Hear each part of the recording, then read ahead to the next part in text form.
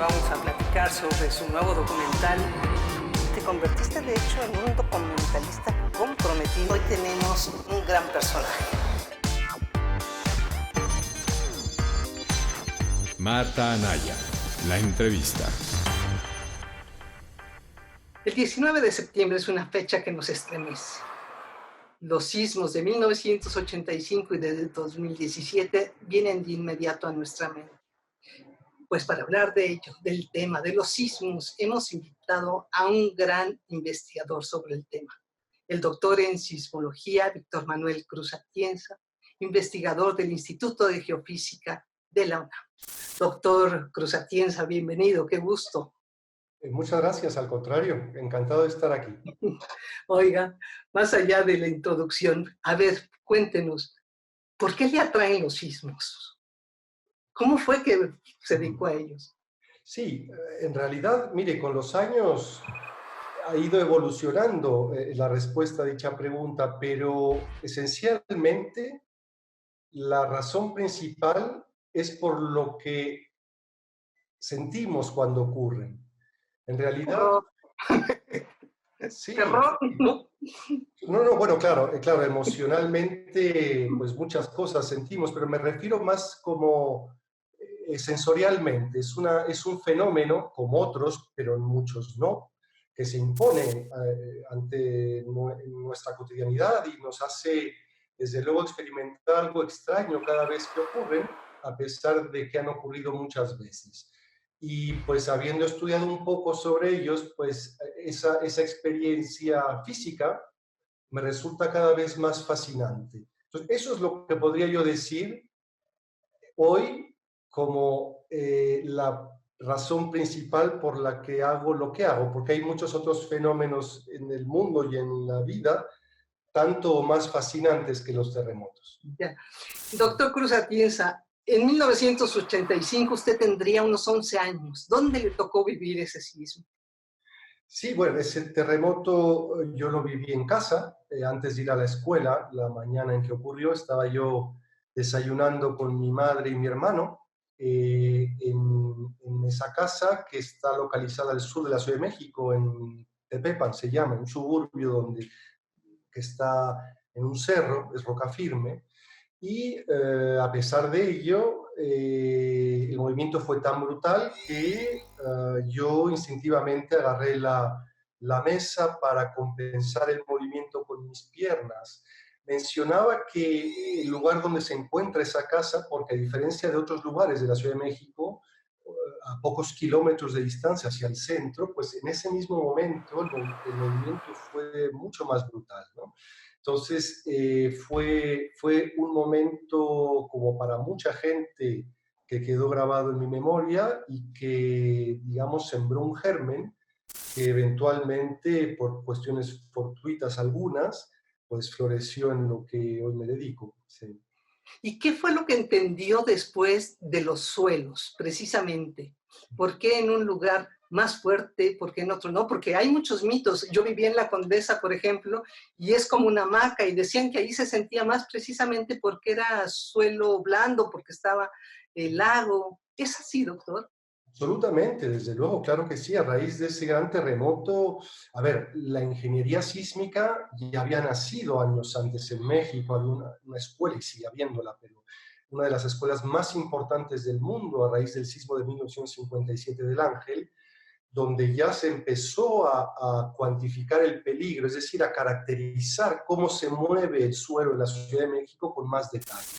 Con esto quiero decir que a raíz de 85, pues la mirada de los científicos del mundo se volcó hacia este lugar para entonces instrumentarlo, poner aparatos que siguieron midiendo eventuales terremotos, con los que se ha podido entender mucho de lo que ocurre en la Ciudad de México y que está íntimamente ligado, como usted lo precisa, a la naturaleza del suelo donde uno está parado, ¿no?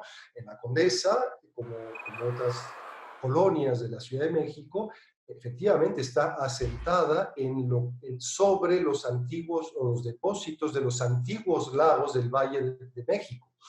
Es decir, sobre arcillas, es un tipo de suelo, saturadas en agua, cuyo comportamiento dinámico cuando llegan las ondas sísmicas es muy particular. Por ejemplo, amplifican enormemente el movimiento, a diferencia de las regiones de la ciudad, como la casa en la que viven mis padres aún, en Tepepan, que es roca firme, donde el movimiento no se amplifica tanto, ¿sí? Para ilustrar de lo que estoy hablando, por ejemplo, la amplitud del movimiento en la Condesa, por ejemplo, puede llegar a ser, bajo ciertas circunstancias, hasta 500, entre 300 y 500 veces más grande la amplitud, la intensidad del movimiento que otro lugar a la misma distancia del epicentro, pero fuera del Valle de México. O sea, ese efecto de amplificación local es el que ha causado la fascinación de la comunidad internacional para entender qué pasa en el Valle de México, y que también fue lo que tratamos de hacer nosotros con el trabajo que citaba usted anteriormente. Entonces, sí es real que todo lo que es la zona lacustre es más peligrosa, o sea, esa zona blanda, que la zona firme. A ver, estrictamente, a ver, si uno habla de peligro, habría que entrar en detalles para poder ser preciso. Sin embargo, grosso modo, si uno asimila el peligro como la violencia con la que el suelo se mueve, es indiscutible que esas regiones son más peligrosas.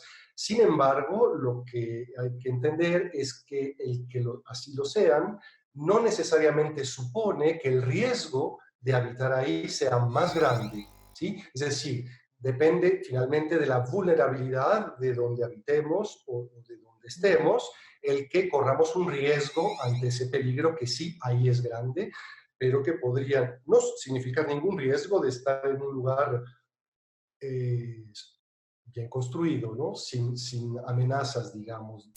Se me ocurre pensar en lo que es el mero Zócalo, el Palacio Nacional. ¿Es todavía más intensa ahí la sensación y la sacudida? Mire, lo que pasa es que estos sedimentos lacustres que menciono, resulta que no son homogéneos. Si uno se va desplazando en la ciudad sobre estos sedimentos, pues por ejemplo, el espesor de la capa de sedimentos va variando, entre otras cosas. Y eso tiene implicaciones inmediatas en cómo se mueve el suelo. Es decir, va a seguir sí, amplificándose, sí, pero las ondas que se van a amplificar en el Zócalo van a ser otras que las que se van a amplificar en la Condesa, por ejemplo, que está más cerca del borde de la cuenca sedimentaria. Esto es, en el centro histórico, en el Zócalo, las ondas de periodo de oscilación más grande se van a amplificar más que esas mismas ondas en la Condesa. En la Condesa, las que más se van a amplificar son ondas de periodo más corto. ¿Me explico? Entonces digamos que el peligro cambia en el espacio según donde uno se encuentre. Y si lo comparamos con San Ángel, por ejemplo, para mirar hacia el sur de la ciudad. Nada que ver, es otro mundo, ¿no? San Ángel, por ejemplo, como en Tepepan, en la parte ya de suelo firme, afuera de los antiguos lagos, la respuesta sísmica del suelo es, si bien es intensa, hemos también cuantificado, colegas míos han cuantificado, que existe una amplificación del movimiento también en roca firme, alrededor de la ciudad, pero esta amplificación es incomparable en magnitud a la que ocurre debido a los sedimentos lacustres, ¿no? Y O sea que perdón. Bueno, el peligro es menor, digamos, en San Ángel. Ya. Y Tlatelolco, que parece ser una zona fatídica, o sea, ¿qué ocurre ahí en Tlatelolco? Pues un poco lo mismo, habría que lo que ya mencioné de la Condesa y el Zócalo, es decir, son lugares donde la amplificación es muy grande y sí, la naturaleza de las edificaciones que están sobre ese punto de la cuenca son tales que las vibraciones que podrían fragilizar la estructura son las mismas que amplifica el suelo en ese punto, entonces ahí es donde entra todo, digamos, ahí entramos en una fase crítica, ¿no? O sea, si el edificio en el que yo estoy, toda estructura, es susceptible a fallar, toda, ¿no? Ahora, pero el movimiento que eventualmente la va a hacer fallar va a ser uno muy particular asociado a la naturaleza misma de la estructura, o sea, a su altura, a su diseño, a su geometría, ¿sí? Si esa estructura está en un punto donde la amplificación de las ondas es tal que esas ondas, el periodo de oscilación de esas ondas coincide con el periodo de resonancia natural de la estructura, entonces la estructura puede entrar en resonancia y sufrir deformaciones más grandes que las que pueda suponer su diseño. Evidentemente, los ingenieros saben todo esto, por lo cual diseñan estructuras, sobre todo a raíz de 85 y más del 94 y hasta la fecha, con los nuevos reglamentos, de tal forma que las estructuras, esos periodos de oscilación natural de la estructura no coincidan con los periodos que se amplifican más en el sitio donde va a estar asentada una nueva estructura. Es decir, son consideraciones básicas que hoy en día están absolutamente consideradas en las normas de construcción, ¿no? De tal forma que uno puede habitar o trabajar en un edificio tan grande o pequeño como sea, en una zona donde el movimiento se amplifica mucho, sin correr un riesgo, sin que esa estructura sea vulnerable ante el movimiento, ante la amplificación. ¿Me explico?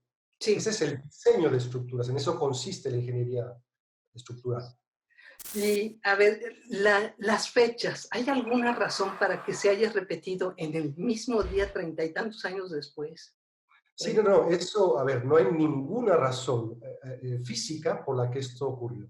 Si bien es algo muy poco probable de que ocurra, es probable y ocurrió. Entonces, claro, digamos, por mala fortuna de los que nos dedicamos a estudiar los terremotos, pues esa coincidencia, esa vil coincidencia, da pie a que la mitología de nuestra cultura, incluso para los más escépticos, haga que la gente se pregunte a qué responde esa coincidencia. Debe haber alguna razón, pero yo con toda claridad digo que no la hay.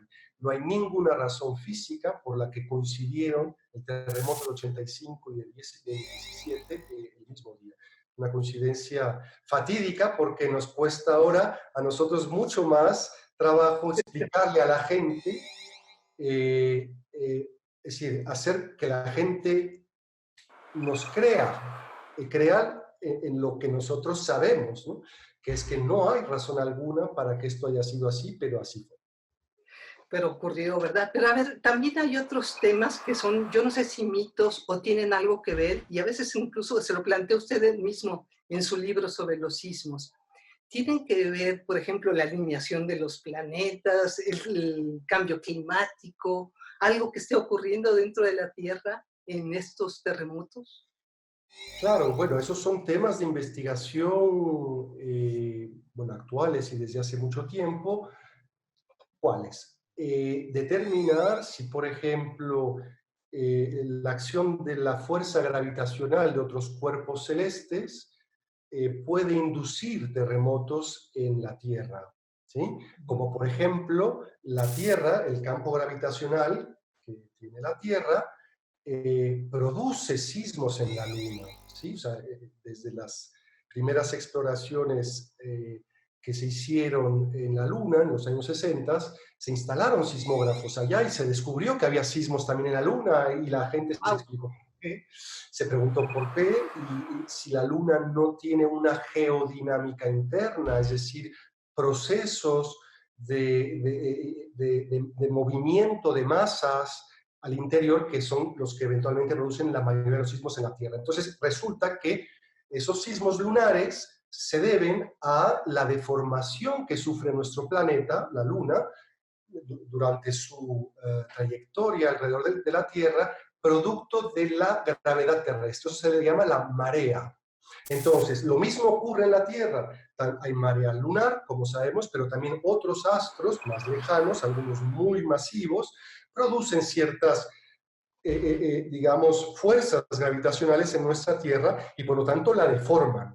Hoy sabemos que pequeños sismos muy pequeñitos de gran interés para los sismólogos, que les llamamos tremor tectónico, son señales muy pequeñas que no percibimos, pero de gran interés para entender cómo funcionan las fallas geológicas, muchos de ellos están modulados por el efecto de la gravedad lunar, de la marea lunar. O sea, la deformación de la Tierra, por pequeña que sea, es lo suficientemente grande para modular la ocurrencia de esas pequeñas señales ligadas a las fallas, ¿sí? Entonces, ahora, es verdad también que no se ha encontrado una correlación, para empezar, clara, ni mucho menos, entre grandes sismos en la Tierra y el efecto de la posición de otros astros en torno a ella. De eso no hay evidencia alguna. Ahora, el cambio climático no tiene ninguna implicación inmediata en la ocurrencia de terremotos, más la que podría eventualmente tener en un futuro remoto aún, pero no tanto pareciera, si si se descongelan los polos, por ejemplo, y el océano aumenta su volumen, pues eso va a ser una carga, un peso mayor sobre las placas tectónicas oceánicas del que existe actualmente. Por lo tanto, no sabemos si eventualmente el derretimiento de los polos, que va a suponer un aumento del nivel de agua y por lo tanto un aumento en la carga de agua sobre las placas tectónicas oceánicas, pueda o no modificar la sismicidad. Pero por todo lo demás, es decir, los cambios en la temperatura o las lluvias incluso, no tienen ninguna relación con los sismos profundos, los que nos interesa, de los que estamos hablando, porque sismicidad superficial de menor magnitud sí puede estar asociada a la lluvia o sobre todo, ¿no? Entonces, la razón de ser de los sismos actualmente es el choque de placas tectónicas esencialmente. Sí, efectivamente, es la interacción entre las placas tectónicas que produce deformaciones entre ellas. Las rocas que conforman las placas tectónicas se deforman, acumulan energía elástica como una liga, exactamente igual, es la misma propiedad de la materia, la elasticidad. Se estiran, se deforman, se contraen, y eso supone que eventualmente puede haber un rebote elástico, como el de la liga, ¿no? Que regresa a su estado de reposo. Igual, es lo que ocurre con los sismos. Esa interacción de las placas deforma las rocas y cuando el esfuerzo acumulado rebasa la resistencia de las rocas, ocurren los sismos. ¿A qué se atribuye su interés particular en la brecha sísmica de Guerrero? Bueno, a ver, la brecha sísmica de Guerrero es un lugar que se ha identificado desde hace décadas como un segmento de la costa del Pacífico mexicano, o sea, de la zona de subducción mexicana, mesoamericana, así se llama, donde no ha ocurrido un gran sismo en mucho tiempo, en mucho más tiempo de lo normal, es decir, de lo que normalmente ocurre en otros segmentos, en otros lugares de la costa, ¿sí? De hecho, poco tiempo después, pocos años después de 1985, hubo una iniciativa donde estuvo implicada la UNAM y la Fundación Javier Barros Sierra para instalar instrumentos, sensores sísmicos a lo largo de esa brecha, por si eventualmente ocurría un gran sismo ahí, poder alertar a la Ciudad de México. O sea que es conciencia de la peligrosidad asociada a esa brecha, existe desde hace años. Ahora nosotros, con ayuda de colegas japoneses y un gran equipo de trabajo en México, hemos podido estudiar un poco más lo que ocurre en ese lugar gracias al uso de tecnologías interesantes para entender más por qué no ha ocurrido un sismo ahí desde entonces y qué pasaría si ocurre. Porque hay que precisar que esa zona de la costa, donde está la brecha de Guerrero, es el segmento de la costa más cercano a la Ciudad de México que hay en toda la costa. Esto quiere decir que un sismo ahí de una magnitud comparable al de 85 podría seguramente, si fuera comparable en magnitud, suponer movimientos del suelo de la Ciudad de México incluso mayores a los de 85. ¿No? ¡Qué miedo! Y es algo que da miedo, sí, pero es una realidad y hay que poder conocerla y evaluarla antes de que ocurra. Oiga, a ver, una pregunta así. ¿Usted qué siente cuando escucha la alerta sísmica? ¿Qué siento? Sí siento cosas, por supuesto. Estoy un poco condicionado como los perros de Pavlov, supongo, es decir, como todo individuo de la Ciudad de México o de Tokio. O sea, estamos condicionados por un alertamiento que supone acciones inmediatas nuestras, ¿no?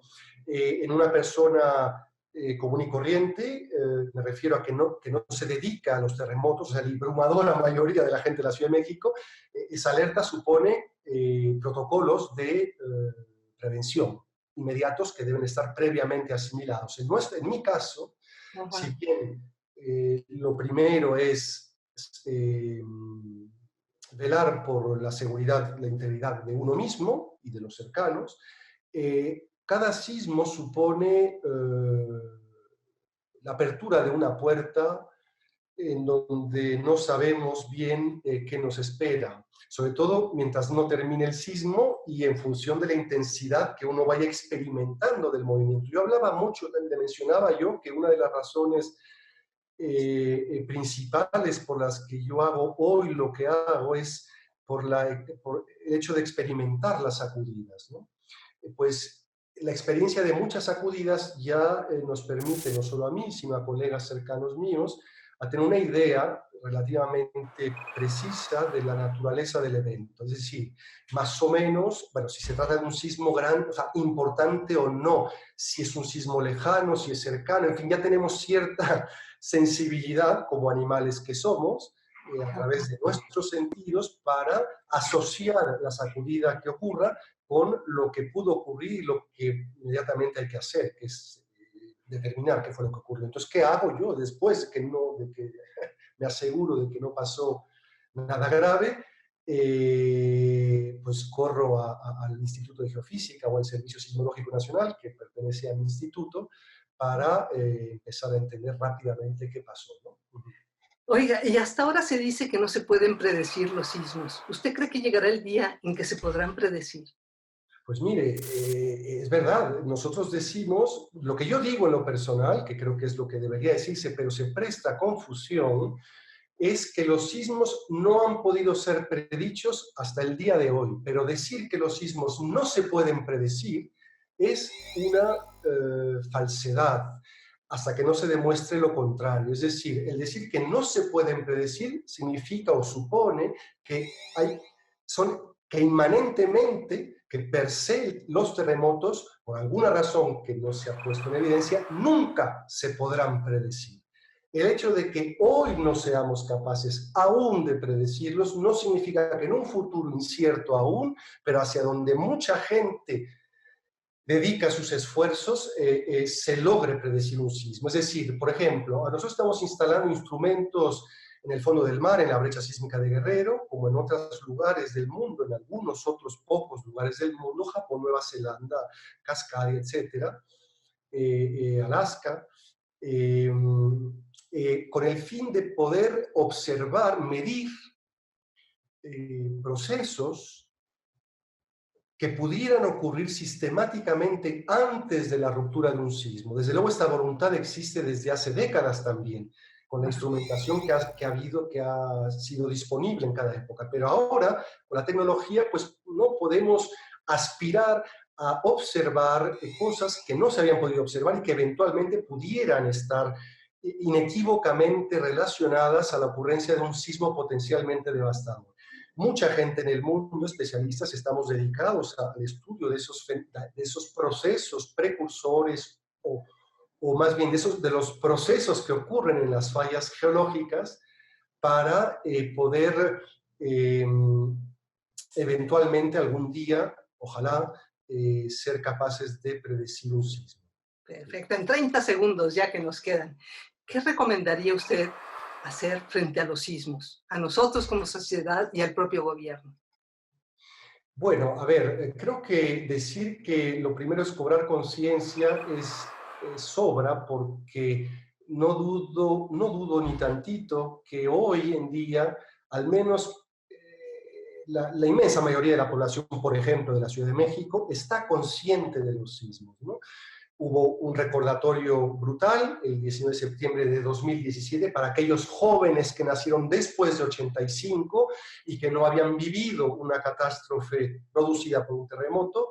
Es decir, entonces lo primero es tener conciencia, creo que la hay, pero eso no basta. O sea, saber que ocurren y que van a seguir ocurriendo siempre y de que pueden incluso ser peores, o sea, más intensos de los que tenemos conocimiento hasta la fecha, es el primer paso. Luego desde luego, hay dos cosas fundamentales que son la educación, es decir, asegurarse de que los niños, desde jóvenes, pues, asimilan los conocimientos necesarios para entender su realidad y saber qué hacer en consecuencia para prevenir desastres. Y número dos, que las instituciones, las autoridades, institucionalicen esa conciencia, es decir, traduzcan esa realidad en mecanismos concretos como programas de estudio o planes operativos sostenidos para protegernos, para entender más los terremotos, que es lo que está ocurriendo recientemente con el actual gobierno de la Ciudad de México. Entonces, eso es lo que creo yo que hay que hacer. Pues muchísimas gracias, doctor. Qué gusto platicar con usted. Al contrario, Marta, encantado de verdad, ¿eh? Muy amable. Hasta pronto. Le vaya muy bien. Hasta luego. Vamos a platicar sobre su nuevo documental. Te convertiste, de hecho, en un documentalista comprometido. Hoy tenemos un gran personaje. Marta Anaya, la entrevista.